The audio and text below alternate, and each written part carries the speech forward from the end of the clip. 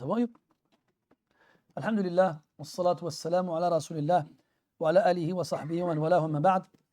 Chers frères, dans cette 11e journée du mois de Rajab 1446, c'est-à-dire le 11 janvier 2025, nous reprenons, qui doivent partir, allez-y, arrêtez de m'interrompre toutes les 2 secondes là. Nous reprenons notre lecture et étude du livre de Abdul Haq ibn Abdul Mu'min, non, Safiyuddin, je crois que je me trompe toujours. Ouais, c'est l'inverse. Safiyuddin Abdul Mu'min ibn Abdul Haq al-Qutay'i al-Baghdadi, rahimahullah ta'ala, dans les fondements du droit islamique selon l'école juridique de l'imam Ahmad ibn Hanbal, rahimahullah, livre intitulé Qawa'id al-Usul wa Ma'aqid al-Fusul. On est toujours dans al-Ahkam al-Wad'iyya, donc les autres jugements qui ne sont pas taklifiyya. Et il nous reste quelques termes à voir avant de passer au prochain fasl. On va essayer de les faire rapidement, Inch'Allah ta'ala, pour commencer demain le prochain chapitre. Tfaddal ya akhi. Alhamdulillahi Rabbil Alamin wa salatu wa salam ala sayyidina wa ala alihi wa sahbihi. Allahumma ighfir li wa li shaykhina wa lil walidina wa lil jami'il hadirin.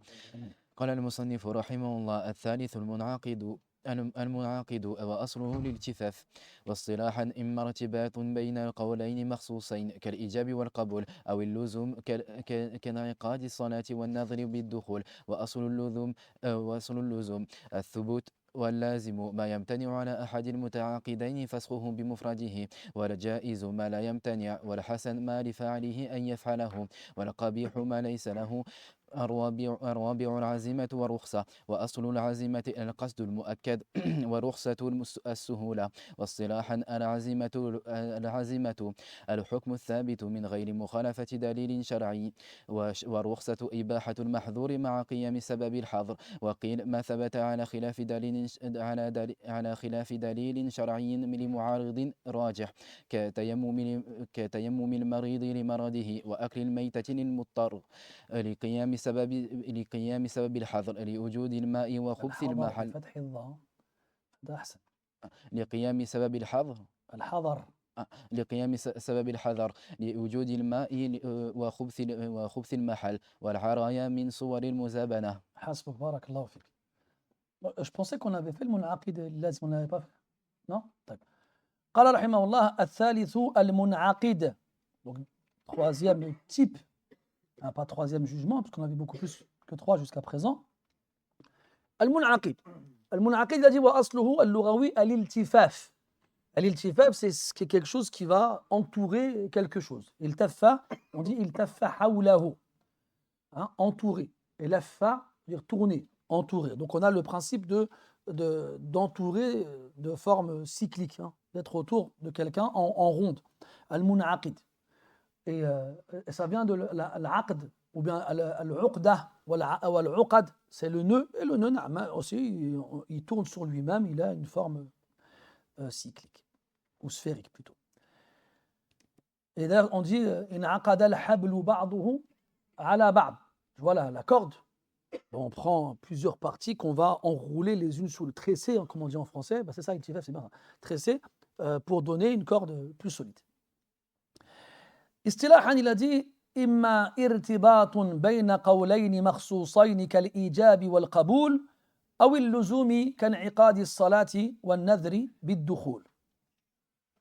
Donc il dit lui, au lieu de le définir, il le situe. Il dit al-irtibat, c'est le lien. D'ailleurs rabt, c'est le lien. Et rabata, ça veut dire accrocher. Donc, aqada, noué, rabata, accroché. Dans ce sens-là, les sens ils sont proches. Imma irtibatun bayna qawlayn. Donc, le munaqid, c'est le jugement qu'on donnera à un lien entre 2 paroles. C'est le jugement qu'on donnera à un lien entre 2 paroles, qawlayni makhsusayn. 2 paroles spécifiques, pas n'importe quelle parole. Des paroles qui vont entraîner l'exécution d'un contrat. L'exécution d'un contrat. Donc il y a des contrats qui vont s'exécuter, se réaliser par le biais d'une liaison établie entre 2 paroles spécifiques. Il a dit qu'al-ijab wal-qaboul. Dans quoi on a vu nous, al-ijab wal-qaboul? Dans le nikah. MashaAllah. Ma asra'akum jawaban fima yata'allaqu bi hadhihi al-masail. Le mariage. Donc, al-wali yujib az-zawaj. Il va imposer le mariage en disant au khatib, zawajtuka fulana. Je t'ai marié à une telle. Et lui, il accepte en disant qabilt, j'accepte. Dans quoi on peut utiliser ça aussi? Al-bay' ahsantum, al-buyu'. Il y a moins de commerçants que de mariages. Hein. On l'applique aussi dans le commerce. Donc, c'est-à-dire que ces deux formes de contrat, le mariage et le commerce, seront concrétisées par le biais de deux paroles spécifiques qui vont être liées l'une à l'autre. Comment on définira ce contrat réalisé? On l'appellera comment? Munaqid. Donc, quand tu verras chez les fuqaha ce mot-là, ça fera référence soit à ce qu'on vient de dire, ou al-luzum. Donc là, il donne un autre terme qu'il n'a pas encore défini, il va le définir après. Al-luzum. Kan'iqadi salati wa nadhri bid-dukhul. Donc lorsque on fera référence à la réalisation, à l'entrée, dans une obligation, on dira in aqada, munaqid, ou bien luzum, lazim. Donc c'est-à-dire que quand tu rentres dans la prière, ou quand tu rentres dans la réalisation d'un nadr. Un nadr, c'est un vœu pieux. Tu promets à Allah de faire telle ou telle chose, de jeûner un jour, ou de nourrir 10 pauvres, ou de faire autre chose. Eh bien, il y a une différence entre l'intention de faire la chose et le moment où tu rentres dedans. Et c'est quand tu rentres dedans que l'action, elle se réalise. Pourquoi est-ce qu'ils ont dit ça? C'est pour distinguer l'intention de l'entrée dans l'action. Donc, ils vont appeler l'entrée dans l'action, ils vont la caractériser comment? En disant in aqadat salatuhu. À quel moment on dira salatuhu munaqida? Quand il est rentré dedans. À quel moment on dira qu'il est rentré qu'il a fait son nadr? Quand il est rentré dedans. Pas quand il a eu l'intention de faire l'un ou l'autre. C'est juste un mot, un terme technique qu'ils utilisent pour définir à quel moment l'action elle est réalisée. À quel moment on est dedans. Est-ce que tu es dans l'adoration quand tu as l'intention de la faire ou quand tu rentres dedans? Quand tu rentres dedans. Donc quand tu rentres dedans, on dit que munaqid. Ça y est, c'est acté ou c'est pacté si tu veux. Après il dit wa aslul luzum ath-thubut. Et la base linguistique du mot al-luzum, c'est ath-thubut, c'est la stabilité, quelque chose qui est ferme, quelque chose qui est établi. Donc quand tu verras que les fuqaha définiront une action comme étant munaqida ou lazima, là quand on parle d'adoration. D'accord? Ça veut dire qu'on est rentré dedans. On est passé de l'intention à la réalisation. Mais s'ils emploient le mot lazim pour les uqud, ça n'aura pas le même sens. Donc ils vont employer le mot lazim pour les ibadat, tu es rentré dedans. Ça y est, tu es dedans, c'est thabit. S'ils emploient le mot lazim pour les uqud, pour les contrats, les transactions, il a dit ma yamtani'u ala ahadil muta'aqidaini fasxuhu bi mufradihi. Et ça, on l'a vu la dernière fois. On a dit qu'il y avait deux types de contrats. Al-lazim ou al-ja'iz. Al-lazim, c'est le contrat dans lequel aucune des deux parties ne peut se retirer une fois qu'il est établi. On ne peut pas revenir en arrière. Trop tard, ça y est, khlas. Moi, je te vends ma voiture, on se met d'accord, tu me donnes l'argent et on se quitte. Parce qu'on a vu qu'il y a des conditions qui nous permettent de se rétracter. Mais une fois qu'on s'est quitté et que la sila est conforme à ce que je t'ai proposé et que la somme elle est conforme à ce que tu m'as proposé et qu'on s'est quitté, c'est pas t'arrives chez toi, tu dis oh finalement j'aime pas cette marque de voiture, je l'appelle, je fais on annule la vente, je veux récupérer mon argent. Ben non. Ça c'est un contrat que l'une des deux parties ne peut pas annuler indépendamment. Il a dit bimufradihi lui-même. Là, ça c'est un aqd lazim. Donc si je dis salatun lazima, ça veut dire quoi? On commence à rentrer dedans. Si je dis bay'un lazim, ça veut dire quoi? On ne peut pas l'annuler indépendamment de l'autre. Et comme il y a une autre forme de contrat, c'est celui dans lequel on peut justement l'annuler, comme on l'a dit avec al-wakala, il a dit wal ja'iz ma la yamtani'. Donc le contrat qu'on pourra annuler, dont une des deux parties pourra l'annuler indépendamment de l'autre, on l'appellera al-ja'iz. Donc là, cette partie, c'est juste un lexique, une sorte de dictionnaire qui nous donne des termes utilisés spécifiquement dans le fiqh pour définir spécifiquement certaines choses. Après, il dit, rahimahullah, wal hasanu ma li fa'ilihi an yaf'alah, wal qabihu ma laysa lah. Al hasan wal qabih, ces deux termes-là, le bon et le mauvais, le beau et le laid, sont en vrai des termes très absents de la plupart des livres de fiqh. On les trouve très rarement. Et si on les trouve, c'est pas dans ce sens-là. C'est dans un autre sens. Que lui dit, Al-Hasan, ma li fa'ilihi an yaf'alah. En gros, c'est l'action. Si tu veux la faire, fais-la. Wal qabih, ce n'est pas une chose que tu dois vouloir faire. Ce qui est bon, ce qui est mauvais. Mais là, ça renvoie le statut de l'action à celui qui l'accomplit ou qui ne l'accomplit pas. Mais est-ce que c'est à chacun d'entre nous de statuer de ces choses-là ou c'est Al-Shari' qui doit statuer? C'est Al-Shari' qui doit statuer. Donc si Al-Shari' il voit qu'une chose elle est bonne, il va la légiférer. Soit formellement, ça deviendra obligatoire, soit informellement, ce sera recommandé. Et c'est donc lui qui décide ce qui est Hassan de ce qui ne l'est pas. Walakin, en fait ici, Al-Hasan ou Al-Qabih, c'est encore une fois une mas'ala qui a été introduite dans Usul al-Fiqh par les mutakallimin. Parce que eux, ils ont notre mas'ala, ce qu'on appelle l'istihsan ou l'istiqbah. Parce que eux, comme ils rentrent le aql dans beaucoup de masail fiqhiyya, ils vont donner à leur aql un pouvoir de statuer sur certains éléments. Donc ce qu'on voit comme étant bon, ce sera bon. Et ce qu'on voit comme étant mauvais, ce sera mauvais. Si on se réfère à notre raison pour juger de ces choses-là, on a tous une raison différente. Et on n'est pas tous d'accord sur ce qui est bon de ce qui ne l'est pas. Donc, c'est le masala kalamiya. On aura l'occasion d'en reparler dans Bab al-Amr wa al-Nahi, Inch'Allah ta'ala.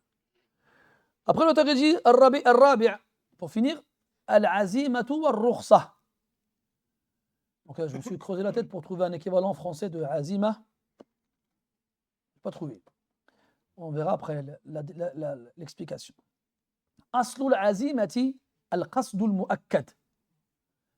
L'azima, d'un point de vue linguistique, c'est un objectif confirmé, une intention confirmée. Détermination. Attendez, là on est dans le linguistique. J'aurais besoin de vos méninges juste après. Et dans le Coran, Allah dit subhanahu wa ta'ala وَلَقَدْ عَهِدْنَا إِلَىٰ آدَمَ مِنْ قَبْلُ فَنَسِيَ وَلَمْ نَجِدْ لَهُ عَزْمًا. Parce que l'azima est un dérivé de al-azm. Et al-azm, c'est la volonté, la détermination, comme tu l'as dit. Et l'azima, c'est donc un qasd mu'akkad. C'est quand tu es décidé de faire une chose. Parce que des fois, tu peux avoir l'intention de faire une chose, mais tu es mutadhabdhib, mutaraddid, tu hésites, tu n'es pas sûr à 100%. Mais quand tu es sûr à 100% et que tu es déterminé, on appelle ça une azima, une détermination. Ça, d'un point de vue linguistique, je l'accepte. Et al-rukhsa, il a dit as-suhula. Al-rukhsa, d'un point de vue linguistique, c'est la facilité. C'est la facilité. ومنه رخص سعر السلعة لأن تداولها أصبح سهلا ميسرا. Et الرخصة, d'un point de vue linguistique, ça fait référence à la facilité. Et vient de ce mot-là, le verbe rakhusa, qui veut dire quand le prix d'une chose est bas. Et quand le prix d'une chose est bas, eh bien, il est facile de se l'approprier. ثم قال والعزي واصطلاحا. Donc là, on va demander, on va définir al-azima wa al-rukhsa sur le plan juridique.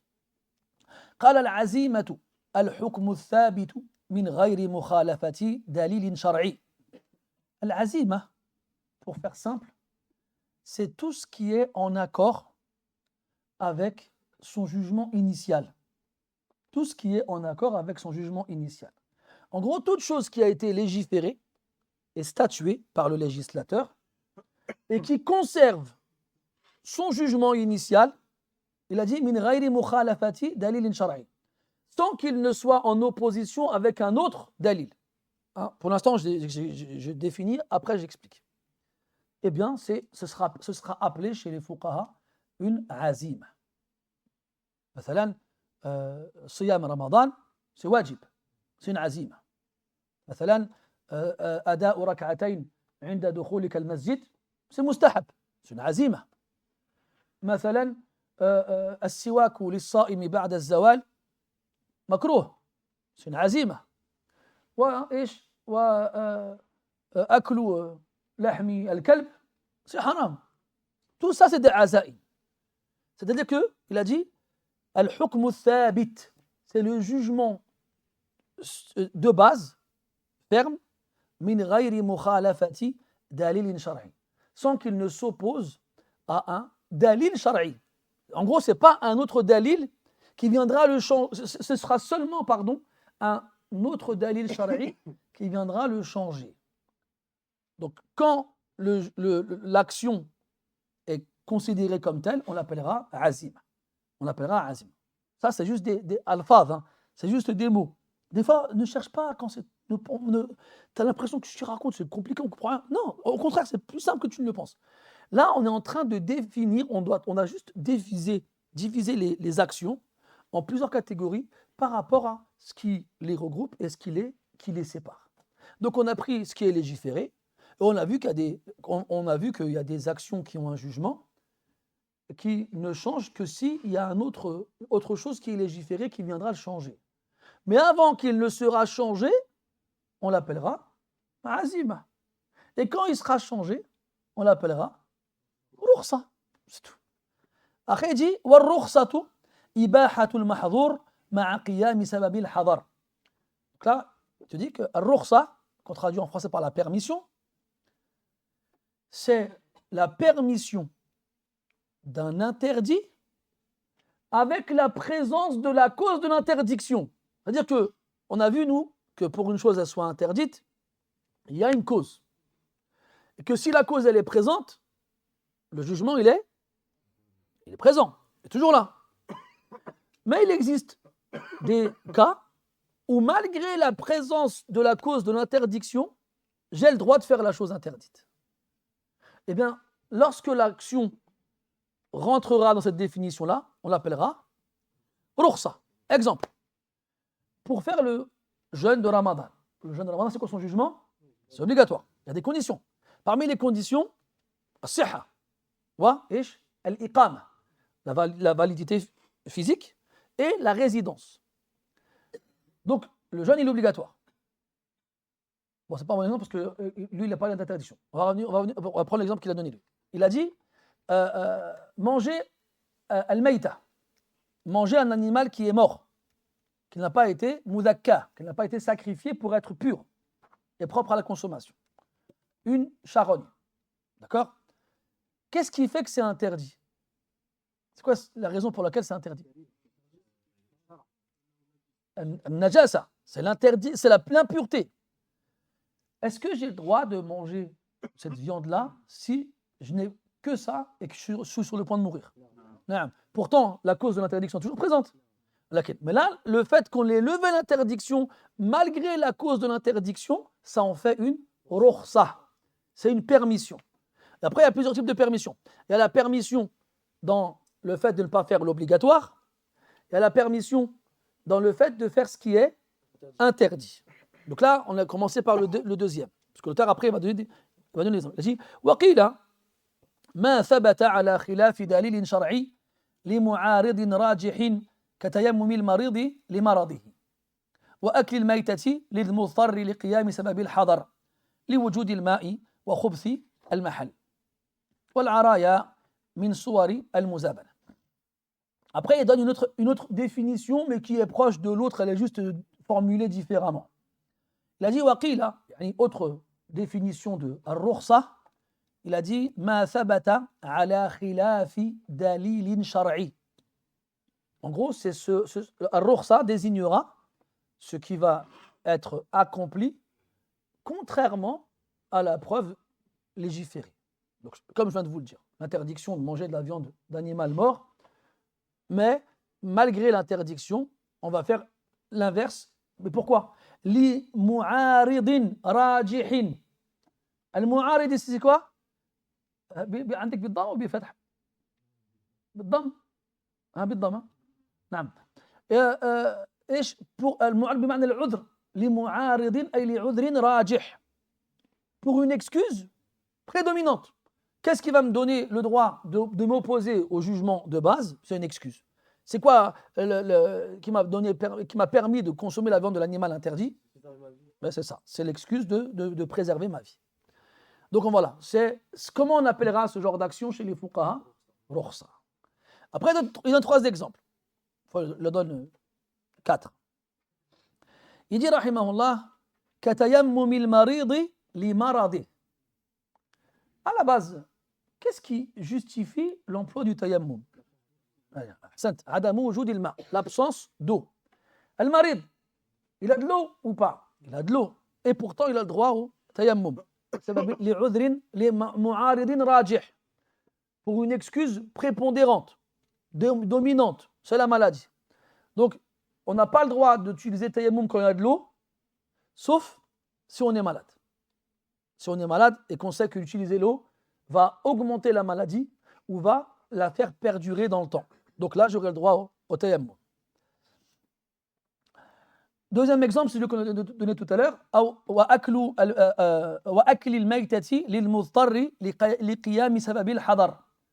Donc la permission de manger de la viande morte pour celui qui est face à la darura, qui n'a pas le choix, malgré la présence de la cause de l'interdiction, qui est l'impureté de l'animal. Malgré la présence de la cause, j'ai le droit de le manger dans cet état-là. Donc, li wujud ilma, donc il y avait bien 3 exemples. Li wujud ilma pour al-marid, après il a fait un petit peu de l'inversement. Il aurait été préférable de dire tayammum al-marid li maradihi li wujud ilma wa akl maytati lil muttari li qiyam sabab al-hadar wa khubthi al-mahal. Mais c'est fait exprès, les fuqaha ils font exprès de rendre un peu la tâche un peu plus difficile pour ne pas que n'importe qui vienne mettre son nez dans ce genre de livre. Donc pourquoi donc l'excuse en question pour le malade d'avoir recours au tayammum, c'est la maladie, malgré la présence de l'eau. Et la permission pour celui qui n'a pas le choix de manger de la viande de l'animal mort, malgré la présence de l'impureté. Wa khubthi al-mahal. Après, il donne, voilà, donc le premier cas, c'est l'obligation. Le deuxième cas, c'est l'interdiction. Donc le premier cas, c'est la rukhsa dans l'obligation par rapport au tayammum. Tayammamu sa'idan tayyiban. Le deuxième cas, c'est la rukhsa dans l'interdiction. C'est l'interdiction de manger de la viande d'animal mort. Et pourtant, il y a une rukhsa qui nous permet d'y avoir recours. Le troisième cas qui donne, fil haja, dans le besoin.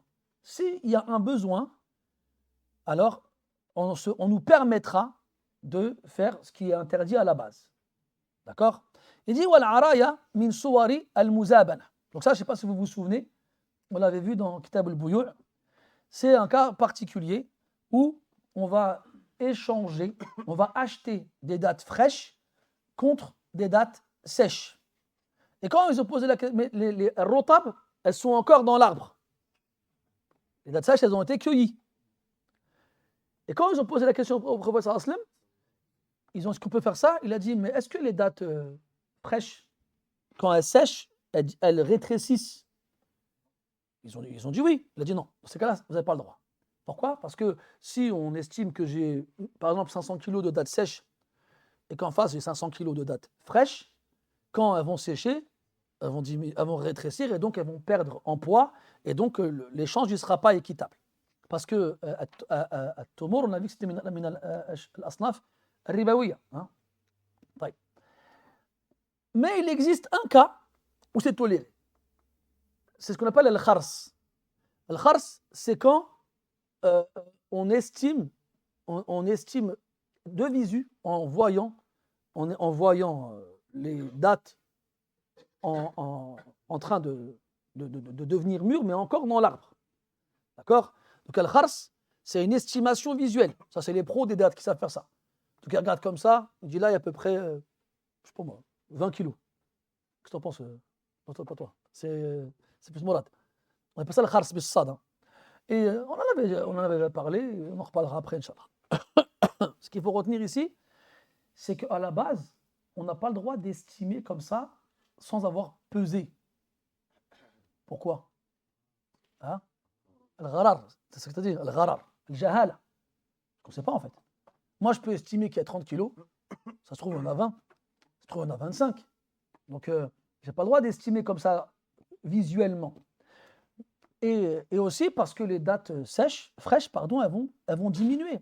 Donc, même si j'estime visuellement qu'elles vont faire tel nombre de kilos, après s'être asséchées, le poids, il va changer. Mais les savants, ils ont dit, après, il y a une autre condition, c'est boudou ou salah. Bon, oui, on ne va pas rentrer dans les conditions, parce qu'on a dit ça, c'est un bab dans le fiqh. Si vous voulez revenir dans le Umda, revenez-y. Mais ce qu'il faut retenir ici, c'est qu'à la base, cette forme de vente est interdite. Mais elle a été permise dans le besoin, pas dans la nécessité, en opposition à l'exemple précédent. Je vais donner 3 exemples. Un exemple de rukhsa dans ce qui est obligatoire, avec le tayammum. Un exemple de rukhsa dans ce qui est interdit, avec aklu al-mayta. Et un exemple de rukhsa dans ce qui est interdit, mais lil haja, pour le besoin et pas pour la nécessité, avec al-araya fil muzabana. En gros, pas à cause du besoin, parce qu'on a besoin de vendre tout de suite, parce qu'on ne peut pas le garder longtemps, on a toléré cette forme de vente malgré la présence de l'inconnu, parce qu'on ne sait pas combien pèse la quantité de dates exactement, et malgré le fait que les dates peuvent changer en poids par la suite. Comme il y a un besoin, ça c'est les vendeurs et les acheteurs de dates qui sont conscients de ce besoin-là, à qui on a fait cette permission, et à qui on a permis ce genre de vente-là. En gros, si tu ne réponds pas aux conditions, tu n'auras pas le droit de procéder à cette vente-là. Donc on appellera ça une rukhsa. طيب, c'est bon? سبحانك اللهم وبحمدك نشهد أن لا إله إلا أنت نستغفرك ونتوب إليك. صلى الله على نبينا محمد وعلى آله وصحبه وسلم والحمد لله رب العالمين وبارك الله فيكم. Ne t'inquiètez pas les frères, ça c'est juste